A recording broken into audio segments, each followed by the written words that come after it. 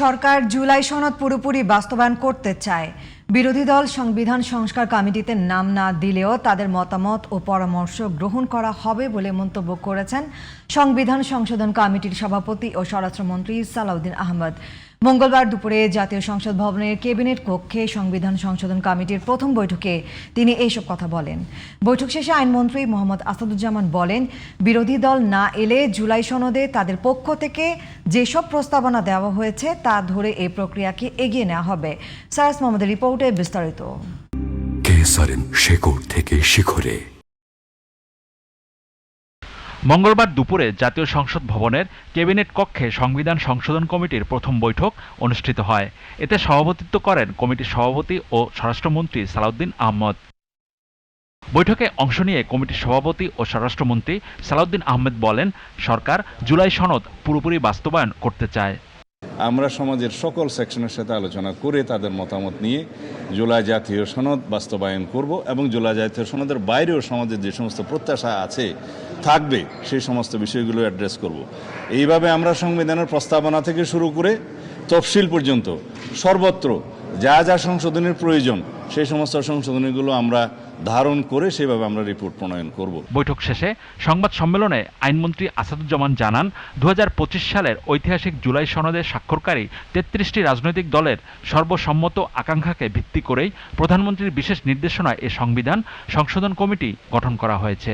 এটি কেবল সংসদীয় আনুষ্ঠানিকতার মধ্যে সীমাবদ্ধ থাকবে না, বরং সমাজের সব স্তরের মানুষের মতামতকে প্রাধান্য দেয়া হবে। আইনমন্ত্রী বলেন, সংশোধনী প্রস্তাব চূড়ান্ত করার লক্ষ্যে স্টক হোল্ডারদের সঙ্গে ধারাবাহিকভাবে মতবিনিময় করা হবে। যারা জুলাই সনদ রচনা করেছেন, এই জুলাই সনদের যৌক্তিক জায়গায় লিপিবদ্ধ করার জন্য যারা দিনরাত নিরলস পরিশ্রম করেছেন তাদের সাথেও কথা বলবো।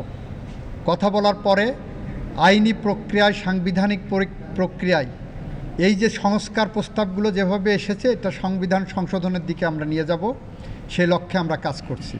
আইনমন্ত্রী আরও বলেন, বিরোধী দল সরাসরি বৈঠকে না থাকলেও জুলাই সনদের মধ্যেই তাদের অধিকাংশ মতামত রয়েছে। সংবিধানের সার্বিক গাঁথনি রক্ষা করতে সাংবিধানিক পর্যালোচনা করা হবে।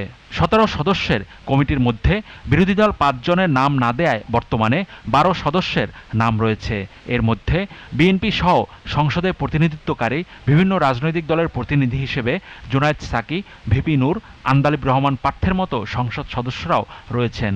যদি কেউ না আসতে পারেন, আমরা ধরে নেব যে ওই আলোকে আমরা যাচ্ছি কিনা। তারা বাইরের থেকে এইটাকে পর্যবেক্ষণ করে তাদের যদি সেখানে বলা হয়, মনে করেন যে আমরা জুলাই সনদের ব্যত্যয় ঘটিয়েছি, অবশ্যই তারা তাদের সেটার সমালোচনা করার অধিকার রাখেন এবং যৌক্তিক যে কোনো সমালোচনায় আমরা অ্যাকোমোডেট করার চেষ্টা করব।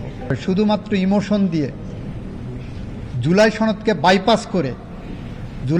বাইপাস করে আমি আমার রাজনৈতিক মতাদর্শ বা অন্য কিছু চাপিয়ে দেব, সেটা আমরা করব না। কমিটির সদস্য ও জাতীয় সংসদের চিফ হুইপ নুরুল ইসলাম মনি বলেন, সংবিধান কেবল কোনো নির্দিষ্ট মেয়াদ বা সরকারের জন্য নয়, এটি আগামী প্রজন্মের সমৃদ্ধ ভবিষ্যতের দলিল হিসেবে কাজ করবে। ভারতে 1950 সালে সংবিধান সংশোধন করা হয়েছে। 1950 সাল থেকে 2026 সাল পর্যন্ত 106 বারে সেখানে সংবিধান সংশোধন করা হয়েছে।